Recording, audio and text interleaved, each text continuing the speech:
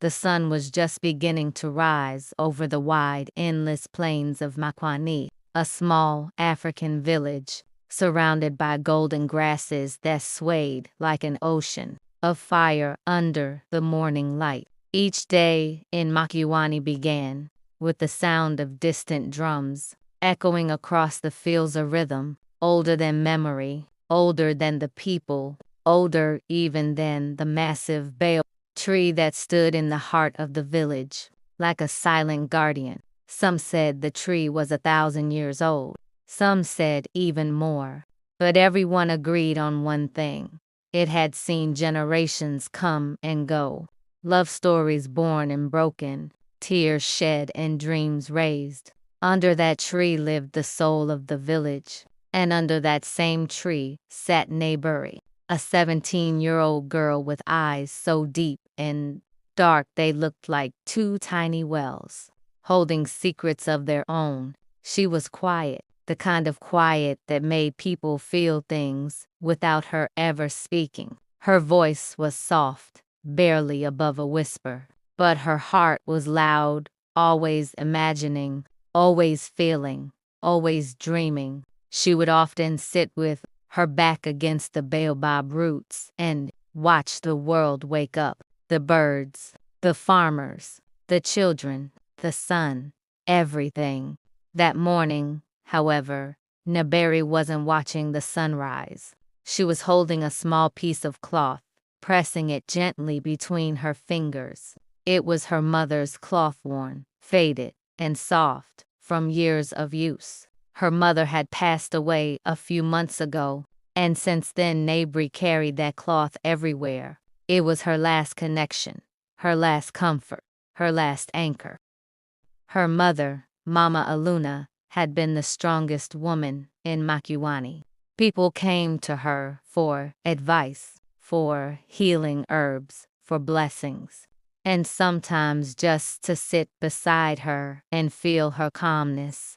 Mama Aluna's laugh could break storms. Her words could grow flowers. Her hands could mend hearts. And her love, especially for Nabirye, was the kind of love that left marks even after death. Nabirye closed her eyes and whispered, "Mama, I hope you can still hear me." The wind blew gently, swaying the leaves of the Bible. She liked to believe the wind was her mother answering. She liked to think the earth carried memories. She liked to think the sky listened. But life in Makwani didn't slow down for grief. The children still ran across the fields, chasing each other with dusty feet and bright laughter. The older women still sat in circles, weaving baskets and telling tales of long-gone days. Hunters returned from the forests with stories of lions and hyenas lurking under the acacia shadows. And as always, the elders gathered near the baobab tree to discuss village matters. Among those elders was Chief Odom, a man respected by all, feared by some, and understood by none. He was tall, stern, and his voice carried the weight of authority. He wasn't unkind, but he was unbending, like a branch that refused to sway even when the wind cried. As Nabirye sat alone by the baobab, she could hear the elders speaking behind her. They were discussing something that made her heart tighten. "The drought has returned," Chief Odom said. "The fields are drying again. We cannot afford to wait for rain that may not come." Another elder added, "We need help. We need someone willing to walk to Tatu Valley." A silence fell. Even the wind held its breath at the mention of Tatu Valley. It was a dangerous journey, deep forests, rivers that swallowed the unwary, and legends of spirits that protected the valley fiercely. But it was also the only place where the water wells of Amara existed, the only source of water that never dried. The villagers had always been warned never to go there without permission from the valley spirits. Many had tried in the past, but only a few returned, and those who did were never the same. Nabirye remained still, but her heart beat loudly. She knew exactly what the elders were hinting at. Someone from the village would soon be sent or worse, chosen, and she feared who that someone might be. Just then, she heard footsteps approaching, slow, steady, deliberate. She tucked her mother's cloth into her pocket and looked up. It was Kato. Kato was her childhood friend, 2 years older, tall, and always walking like he was racing the wind. He had a grin that could melt anger and eyes that sparkled with mischief. But today, his grin was missing. Today, his eyes held shadows. He sat beside her without saying a word. For a moment, they just listened to the wind play through the tree branches. "Did you hear them?" Nabirye finally asked, her voice trembling slightly. Kato nodded. "Yes, they're choosing someone." Nabirye's heart dropped. "Who?" Kato didn't speak immediately. He looked toward the elders, then back at the baobab roots, then finally at her. "Your name was mentioned." Nabirye froze. Her breath broke for a second. "Me? Why me?" Kato sighed, frustration written all over his face. "Because your mother was a healer. Because you are brave. Because they think the spirits will spare you. They think you are worthy." Worthy, the word felt like a stone pressed against her chest. She whispered, "And what do you think?" Kato looked directly into her eyes, and in that moment, all the noise of the village seemed to disappear. "I think you've already lost enough," he said softly. "I think they shouldn't ask this of you. I think they are wrong." His voice was protective, almost trembling with anger. Nabirye felt a warmth rise in her chest, but fear swallowed it quickly. "If I don't go," she whispered, "someone else will. Someone who may not come back." Kato clenched his jaw. "I will go instead." "No," Nabirye almost shouted. Her voice cracked. "Kato, no, you can't." He looked at her with the stubbornness she knew too well. "Why not?" "Because." She hesitated, her heart trembling as much as her voice. "Because I don't want to lose you too." A silence deeper than words settled between them. Kato swallowed hard and looked away, as if pretending he didn't hear the weight of her confession. But he had heard it, every word, before either of them could speak again. The drumbeat sounded the call for the villagers to gather. Nabirye's stomach twisted. She knew what was coming. The elders would announce the chosen one. She stood slowly, her legs trembling. Kato stood beside her, close enough that she could feel the heat of his arm. He wanted to reach for her hand. She wanted to reach for his, but neither moved. Because once they reached the bay, everything would change. They walked toward the gathering crowd, both carrying a fear too heavy for their young hearts. And as they approached, Nabirye looked up at the ancient baobab tree, praying silently in her heart, "Mama, please stay with me." The wind blew softly through the leaves, as if answering, as if promising, as if preparing her for what was about to happen. Nabirye couldn't sleep that night. The cool air under the baobab tree and Kato's worried eyes kept turning in her mind. The morning sun had just begun to shine, and a strange mix of fear and hope stirred in her chest. She quietly stepped out of her small home. Sumto, her little brother, was still sleeping. She glanced at him, wiped the dust off her feet, and walked toward her tricycle. Today felt different. Kato had sensed the weight of her thoughts all night, and as they met at Camp Junction, the familiar quiet of the morning seemed heavy with anticipation. "Maybe something new is coming today," Nabirye whispered to herself. Kato approached her, his eyes serious but protective. "Nabirye, today you must decide. If you go, be ready. If you don't, I must be ready too."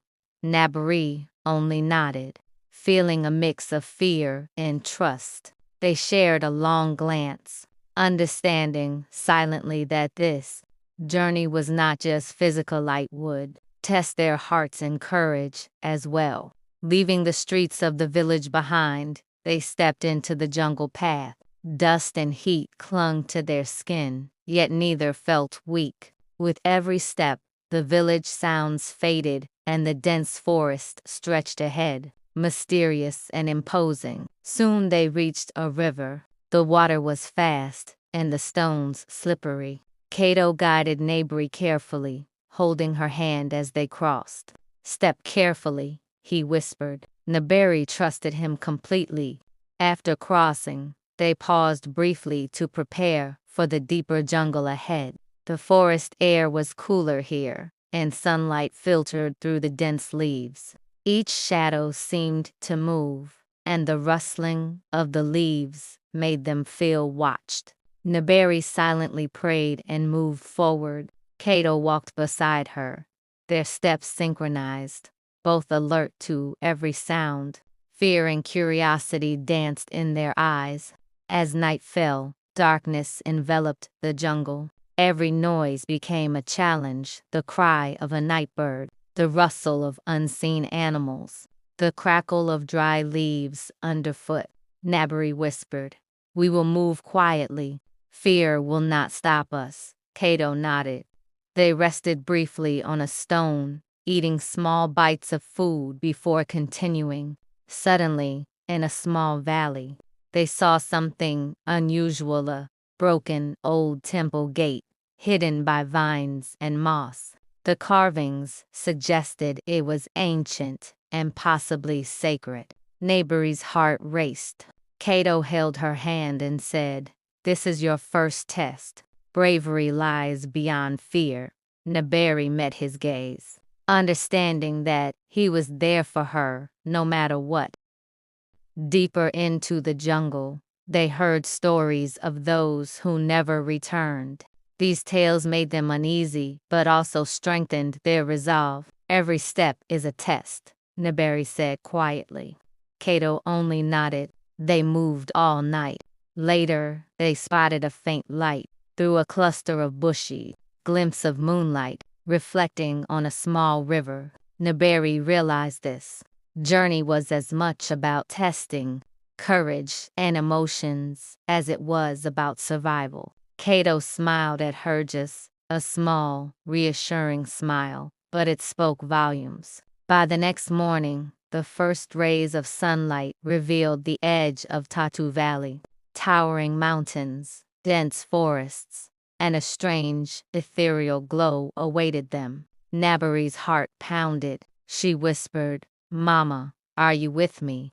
Kato took her hand again. "Don't worry. We are together. Whatever happens, we will face it."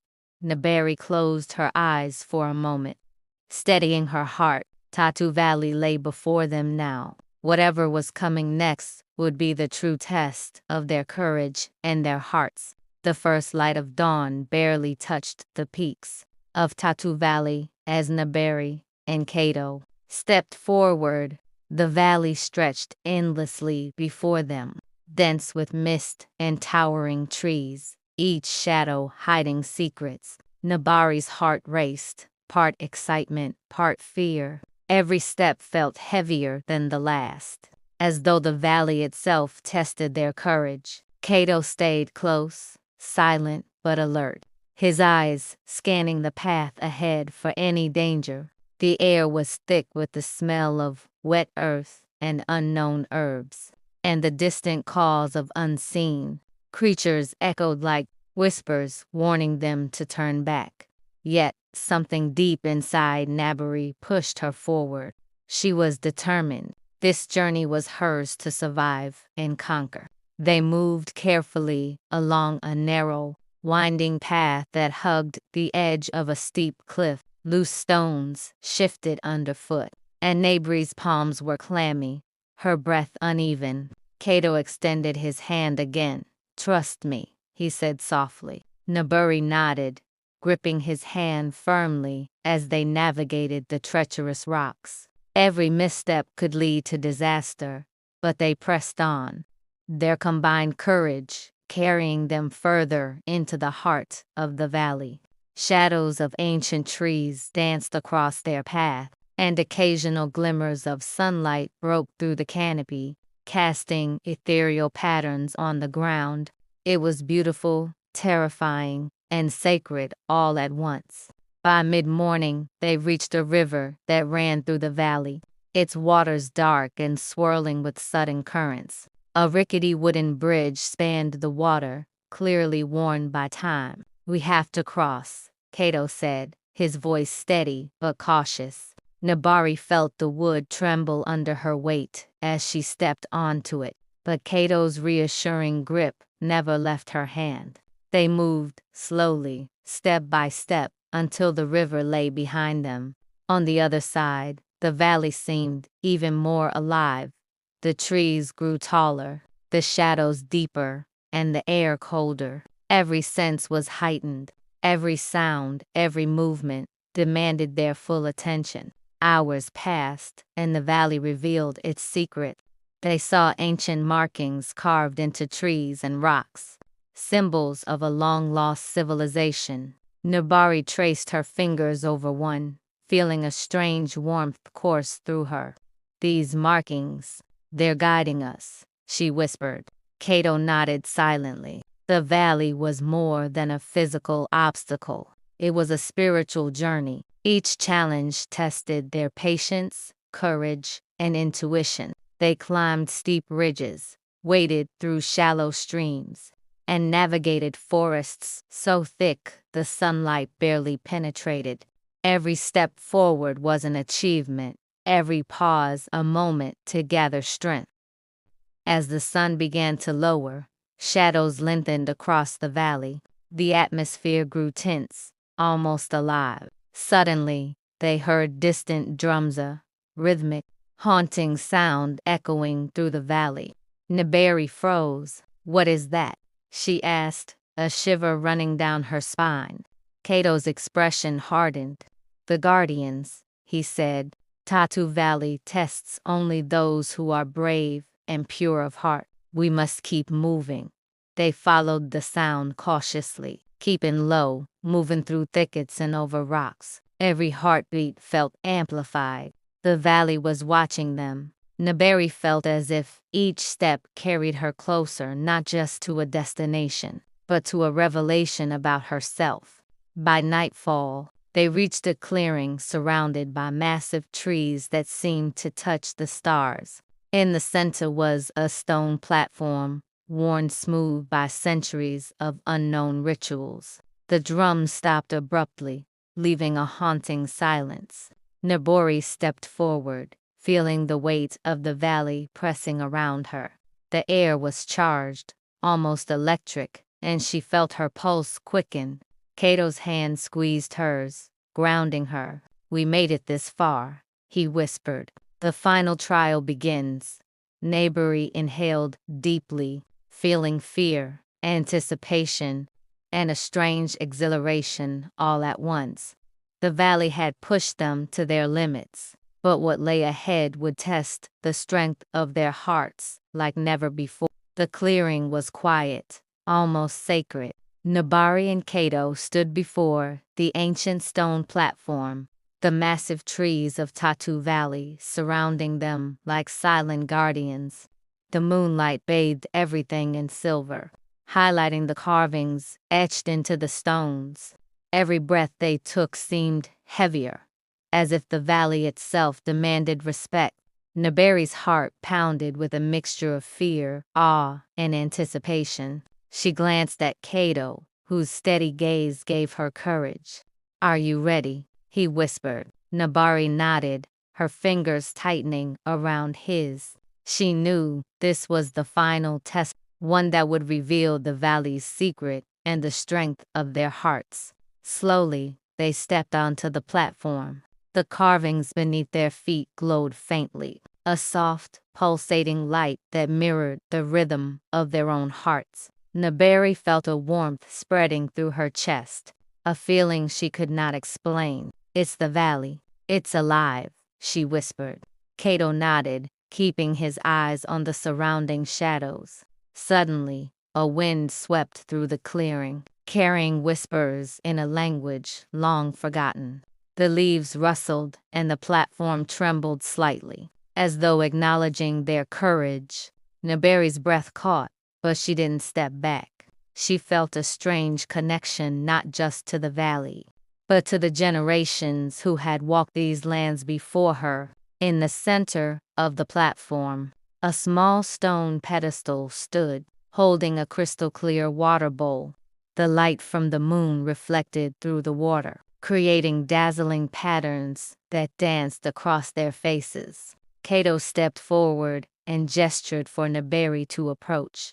"The final test," he said softly, "is about heart, not strength, not courage, but the purity of intention. This water reveals the truth within."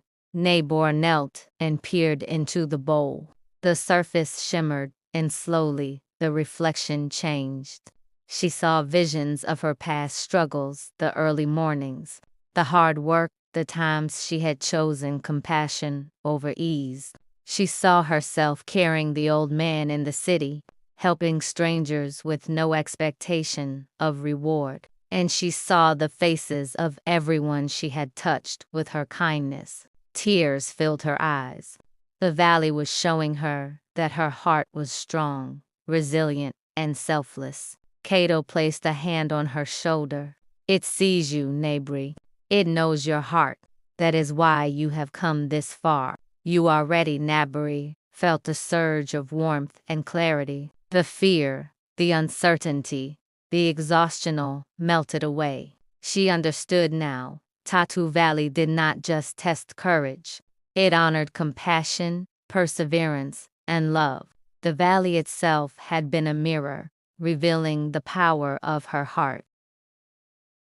Suddenly, the ground beneath the platform shifted slightly, revealing a hidden staircase carved into the earth. The glow from the carvings intensified, guiding them downward. Nabirye and Kato exchanged a glance, their silent agreement clear they would descend together. The staircase led them to a hidden sanctuary, adorned with murals depicting African ancestors, their lives, and the wisdom they had left behind.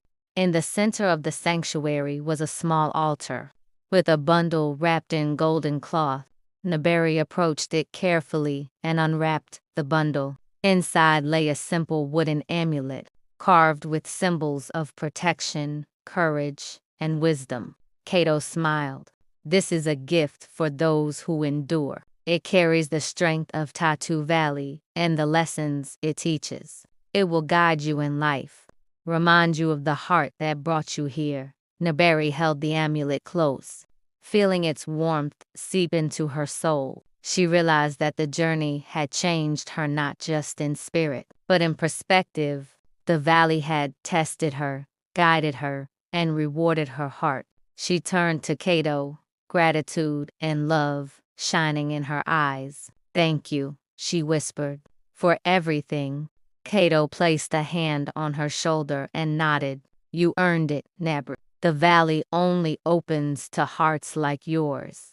As they emerged from the sanctuary, the first light of dawn painted the valley in golden hues. The mist lifted slightly, revealing Tatu Valley in its full glory, mysterious and alive. Nabirye knew that, while the journey had ended, the lessons would stay with her forever.